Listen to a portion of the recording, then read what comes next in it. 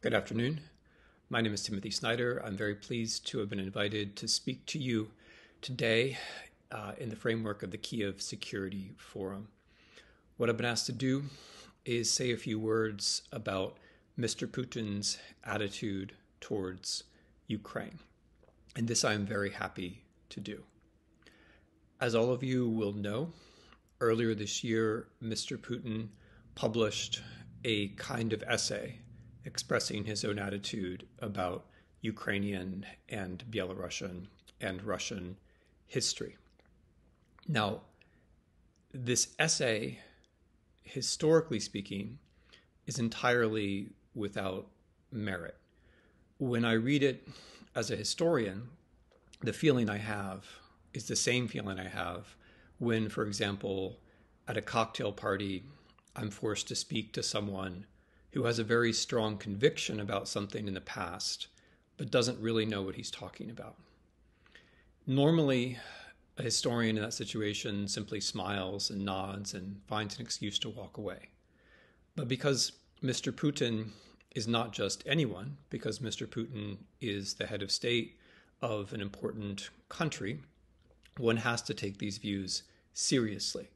One has to take them seriously, not as history, because as history, they're laughable, but one has to take them seriously as politics. So the first thing to know about this particular essay, or the first thing to notice about this particular essay, is that it's not really about Ukraine at all. It's really about Russia. What we see when we read this essay with care, what we notice when we read this essay with care, is that it's really about an absence.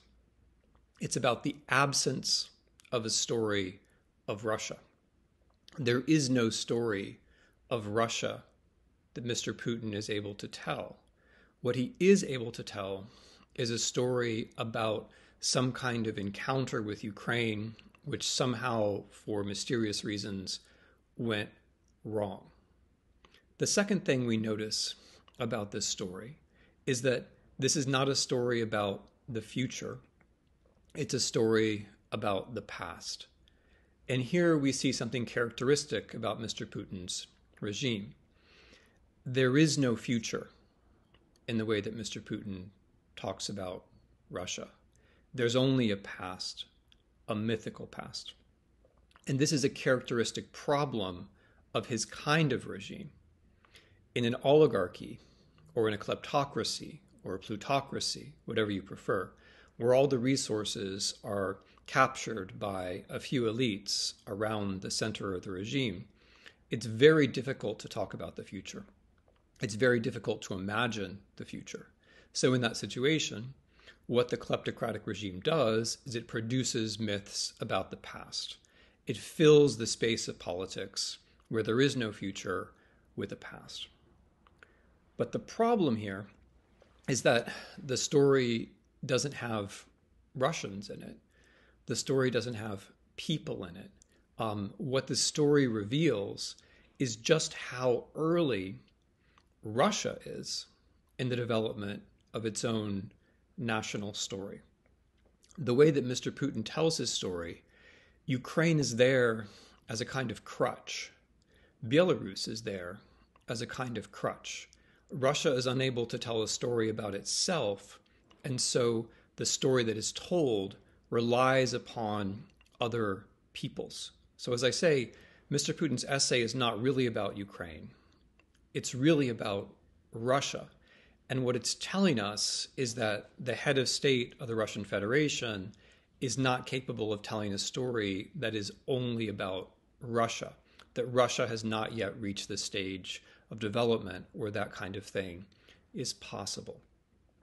So when we read this essay in the context of the Russian invasion and occupation of Ukraine, what it's basically telling us is that Russia invaded Ukraine because Russians do not yet know who they are.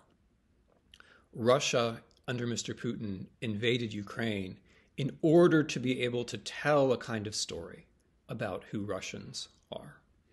And this story, and this is a terrible thing for Russia, the story is entirely negative. The story is that we are the people who are not understood by the rest of the world. We are the people who are not understood when we say we are the same people who the Ukrainians are. We are the people who are not understood by the Ukrainians when we tell them you and I are the same people.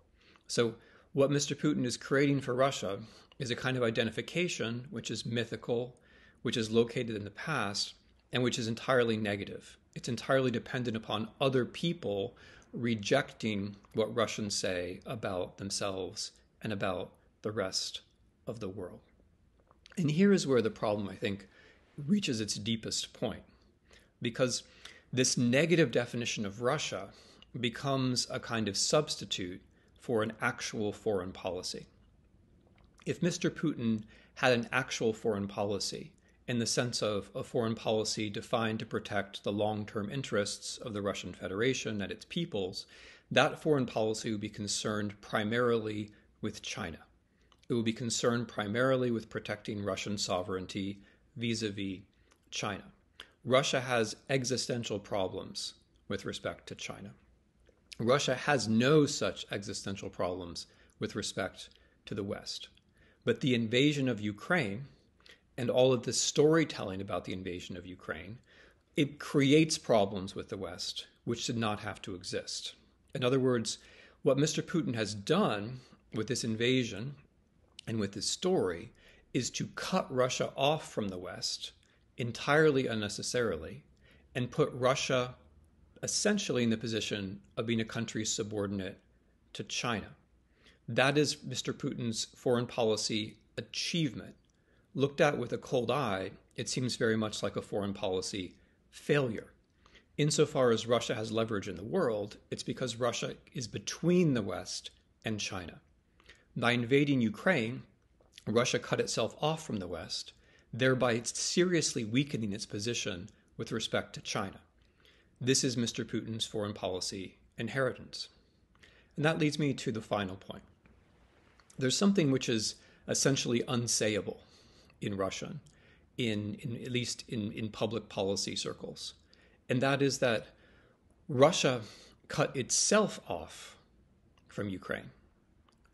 The whole thesis of Mr. Putin's essay is that Russia and Ukraine should be together, but by some mysterious conspiracy of Western actors, they've been held apart.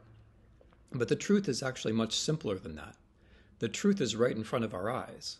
The reason why Ukraine and Russia are not close is that Russia invaded Ukraine. In other words, if Mr. Putin's goal really was to have Russia and Ukraine in friendly relations, it is no one else but precisely he who has made that impossible, not just for the duration of his own regime, but for years and decades thereafter. In other words, if he really does care about this thing that he's written about, and I think he does, I think the thing that he's written is historically ridiculous, but I think he believes it as a human being.